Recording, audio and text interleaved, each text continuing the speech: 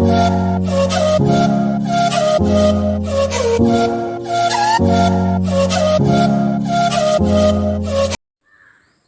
Channel में आप सबका स्वागत है। आज हम पार्ट 5 करेंगे और इससे पहले का जितना वीडियो है प्लेलिस्ट में आप देख सकते हैं। और ये क्वेश्चन आया था जैसे ड्राई पाउडर में कौन सा क्या पाया जाता है, जैसे फायर एक्सटिंग्विशर जो सिलेंडर होता है उसमें क्या क्या रहता है। तो इस तरह से उसमें ऑप्शन था, जैसे सैंड था, सैंड एंड कॉस्टिक सोडा था, and sand and sodium bicarbonate है।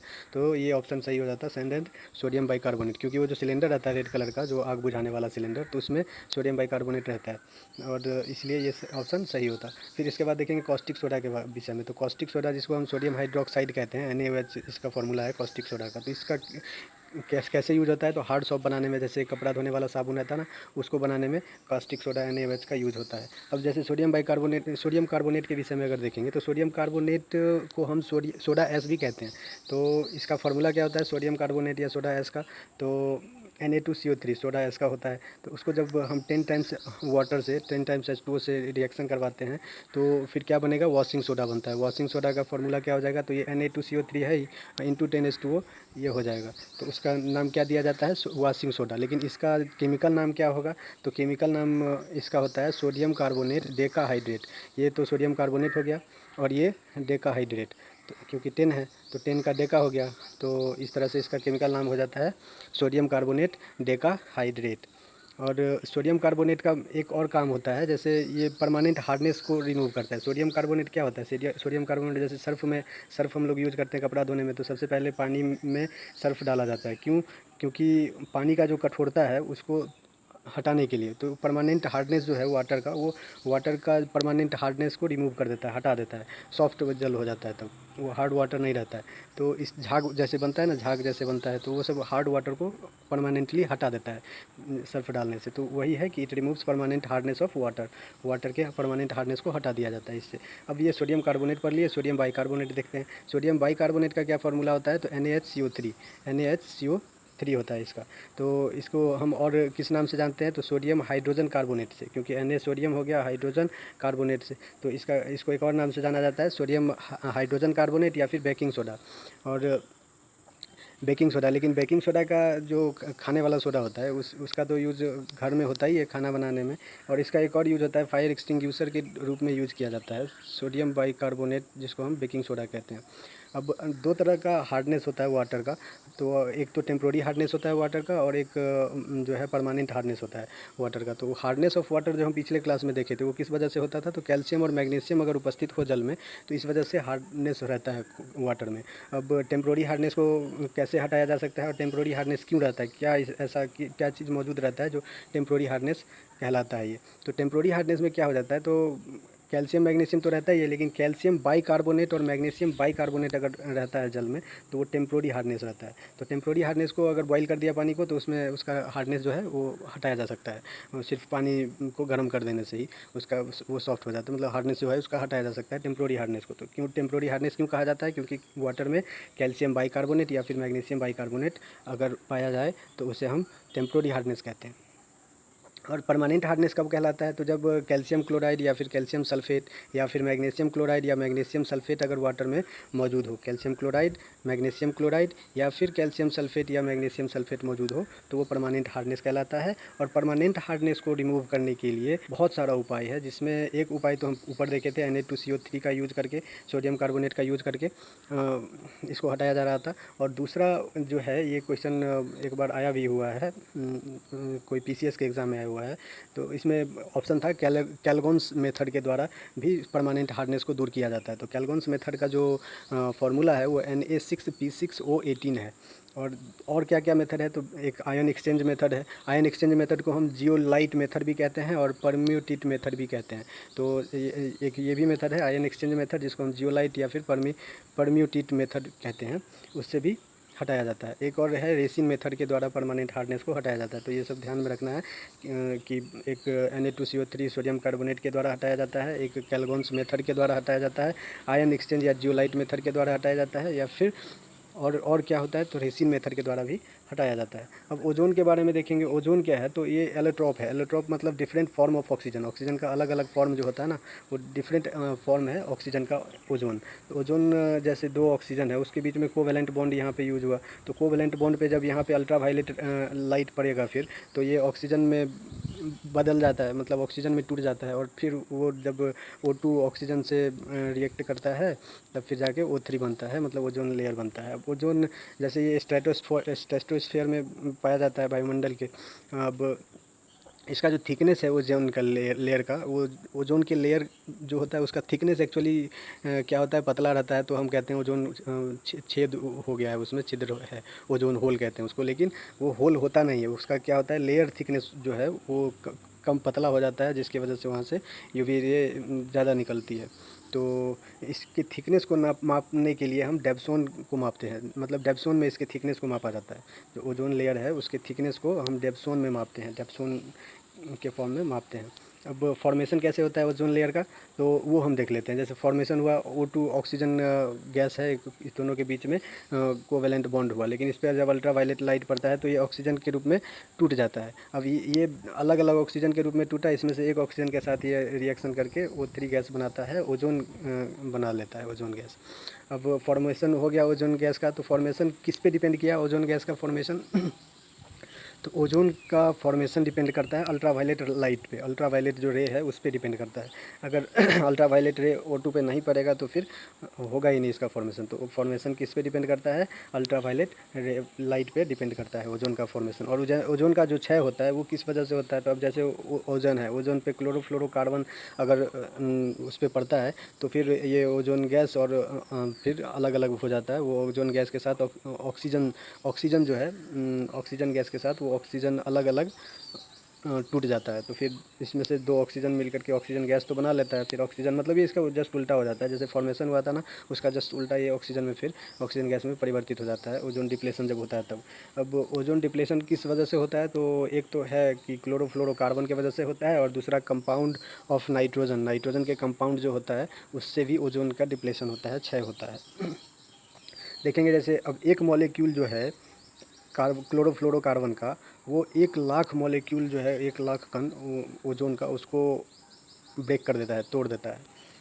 और फिर सुपरसोनिक जेट जो जाता है सुपरसोनिक जेट क्या रिलीज़ करता है, तो कंपाउंड ऑफ नाइट्रोजन, नाइट्रोजन के कंपाउंड को रिलीज़ करता है, जिसके वजह से ओजोन डिप्लेशन होता है। वो भी एक कारण है कि सुपरसोनिक जेट से जो नाइट्रोजन के कंपाउंड निकलते हैं उससे ओजोन का क्षय होता है। अब फिर ओजोन जो है डिप्लेटिंग पेस्टिसाइड्स जो यूज़ किया जाता है वो मिथाइल ब्रोमाइड है। ओजोन डिप्लेटिंग पेस्टिसाइड्स मतलब एक कीटनाशक, ये पेस्टिसाइड्स कोई दवा है जो ओजोन को मतलब क्षय करता है, जिसका नाम है मिथाइल ब्रोमाइड। मिथाइल ब्रोमाइड के यूज से भी ओजोन का क्षय होता है। फिर ओजोन डिप्लेशन और स्किन कैंसर किस रे के वजह से होता है, तो अल्ट्रावायलेट बी रे के वजह से होता है। अल्ट्रावायलेट बी रे के वजह से, अल्ट्रावायलेट की बी किरण के वजह से ओजोन का डिप्लेशन भी होता है, ओजोन का क्षय भी होता है, और स्किन कैंसर भी होता है।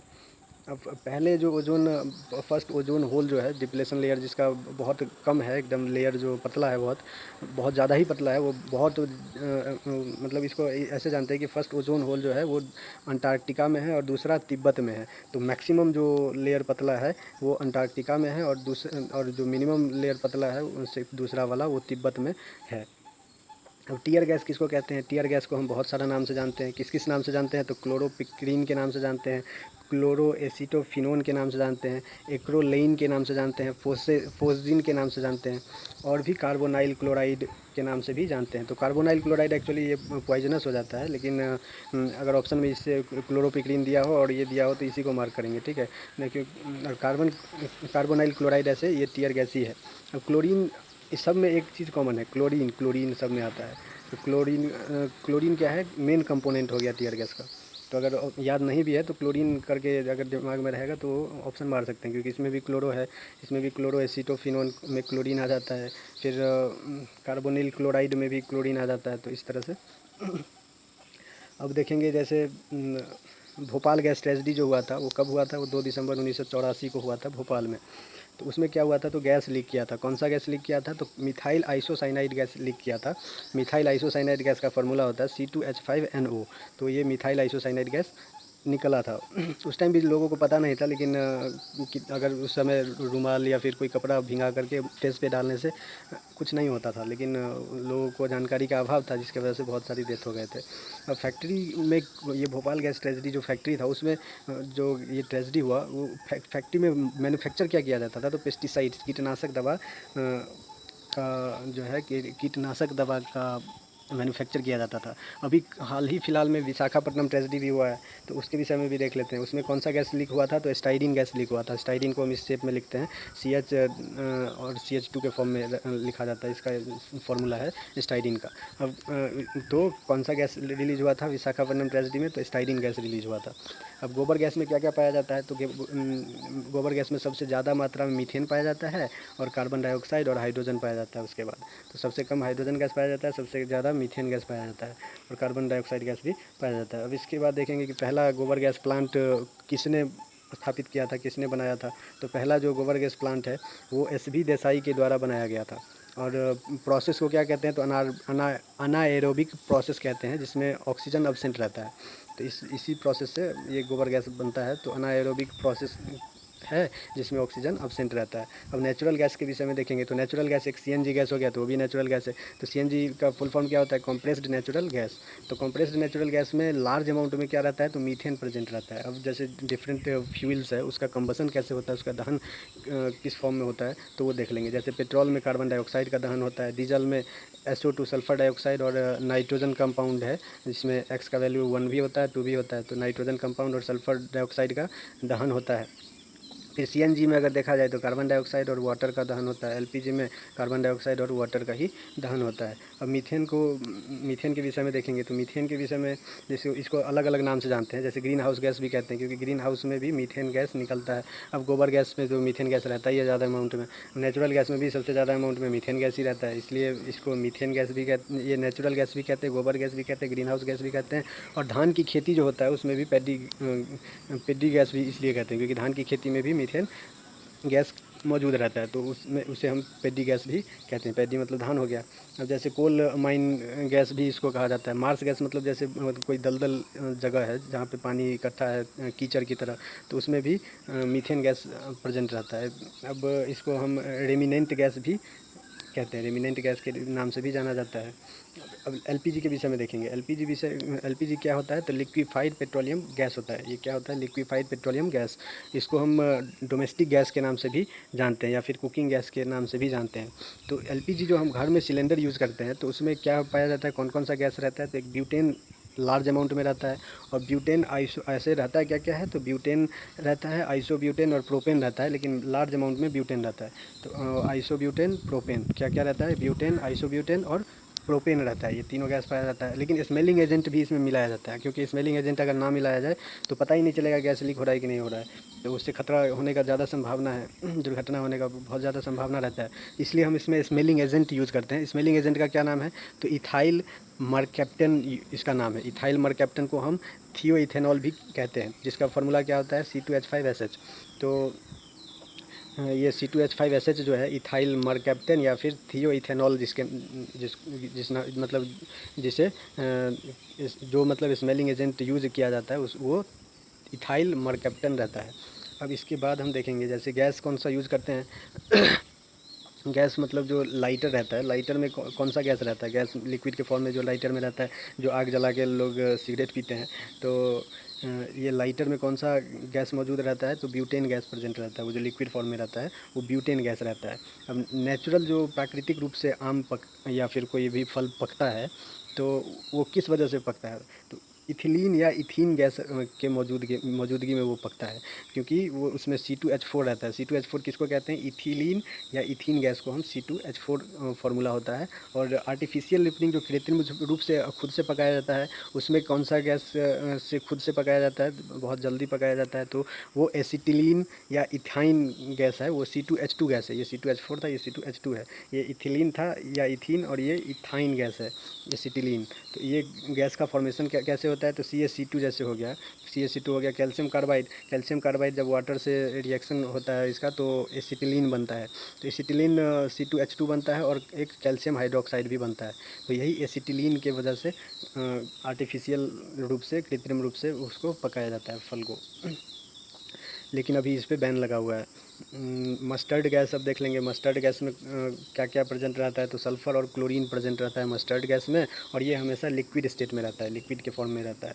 आइडियल गैस क्या होता है, तो आइडियल गैस में जो मॉलिक्यूल्स रहता है, कणों के बीच में फोर्स जो रहता है, मतलब कोई फोर्स ही नहीं रहता है, जो कण रहता है उस दोनों मॉलिक्यूल्स के बीच में फोर्स कोई रहता ही नहीं है, कोई फोर्स नहीं रहता है। अब आइडियल गैस नेचर में भी नहीं रहे, मतलब नेचर में प्रेजेंट ही नहीं है, लेकिन अगर हाई टेम्परेचर हो, उच्च तापमान हो, या फिर लो प्रेशर हो, कम दाब हो, तो उसमें क्या किया जाता है, तो गैस जो है, कुछ गैस वो आइडियल गैस के रूप में काम करना शुरू कर देता है, जैसे हीलियम भी काम करना शुरू कर देता है आइडियल गैस के रूप में। तो आइडियल गैस कौन सा इक्वेशन फॉलो करता है, तो PV इक्वल टू nRT। तो P क्या है, प्रेशर है, V वॉल्यूम हो गया, T से टेम्परेचर ऑफ गैस हो गया, N क्या है, तो नंबर ऑफ मोल्स हो गया ऑफ गैस, और R तो यूनिवर्सल गैस कांस्टेंट हो जाता है, और T टेम्परेचर का हो गया।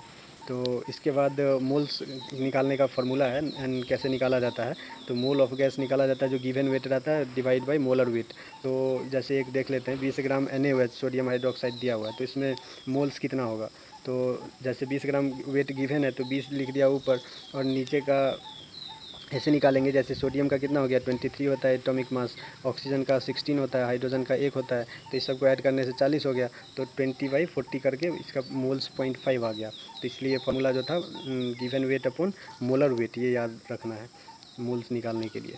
अब आर का बहुत सारा वैल्यूज़ होता है, आर जैसे PV बराबर nRT था, PV बराबर nRT, तो इसमें जो हम आर निकालेंगे तो PV अपॉन NT हो जाएगा, PV अपॉन NT, तो यही आर का फार्मूला हो गया, PV अपॉन NT।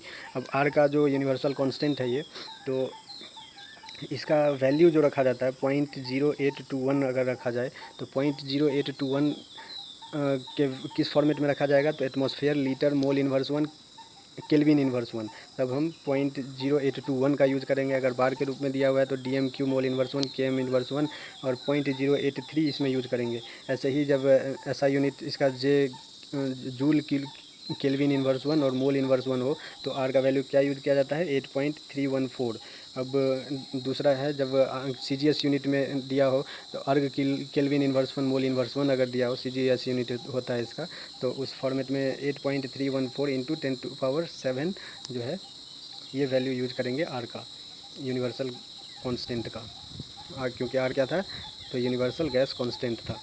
अब गैसियस लॉ देखेंगे, गैसियस लॉ में क्या हो जाता है, सबसे पहला जो है वो बॉयल्स लॉ होता है। तो बॉयल्स लॉ में क्या होता है, तो टेम्परेचर कांस्टेंट होता है, तो टेम्परेचर n तो ऐसे भी n इक्वल टू 1 लिया जाता है मोल, तो PV बराबर RT हो गया, तो R तो यूनिवर्सल गैस कांस्टेंट है, और T भी टेम्परेचर भी कांस्टेंट हो गया, तो PV बराबर ये तो कांस्टेंट हो गया। इसी वजह से क्या होता है, तो P जो है ये प्रेशर जो है वो इन्वर्सली प्रोपोर्शनल होता है वॉल्यूम के, मतलब जो बैलून उड़ाया जाता है, तो बैलून जितना हाइट उसका जितना ज़्यादा हाइट पे जाएगा उतना ही उसका प्रेशर घटेगा, तो उसका साइज़ जो है वो बड़ा हो जाएगा, उसका वॉल्यूम क्या होगा, इंक्रीज़ होगा। तो यही दिखाया गया है चार्ल्स लॉ में। फिर क्या होता है, तो प्रेशर ही कांस्टेंट हो जाता है, तो जैसे PV बराबर RT था, तो RT में प्रेशर कांस्टेंट हो जाएगा, तो क्या होगा, भी डायरेक्टली प्रोपोर्शनल T हो जाता है, क्योंकि भी डायरेक्टली प्रोपोर्शनल T होने से क्या होता है, तो वॉल्यूम जो है वो टेम्परेचर के डायरेक्टली कांस्टेंट हो जाएगा, डायरेक्टली प्रोपोर्शनल हो जाता है। अब इसके आगे है एक एमेंटॉन्स लॉ। एमेंटॉन्स लॉ क्या कहता है, तो इसको हम एक और नाम से जानते हैं, गे लुसेक्स लॉ के नाम से जानते हैं।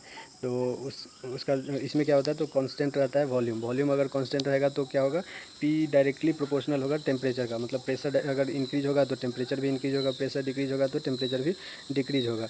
तो इसमें P डायरेक्टली प्रोपोर्शनल टेम्परेचर हो जाता है, क्योंकि वॉल्यूम कांस्टेंट रहता है, तो वॉल्यूम कांस्टेंट ही हो गया, R यूनिवर्सल गैस कांस्टेंट ही है, तो P डायरेक्टली प्रोपोर्शनल हो जाता है टेम्परेचर का, यही कहलाता है अमेंटेंस लॉ।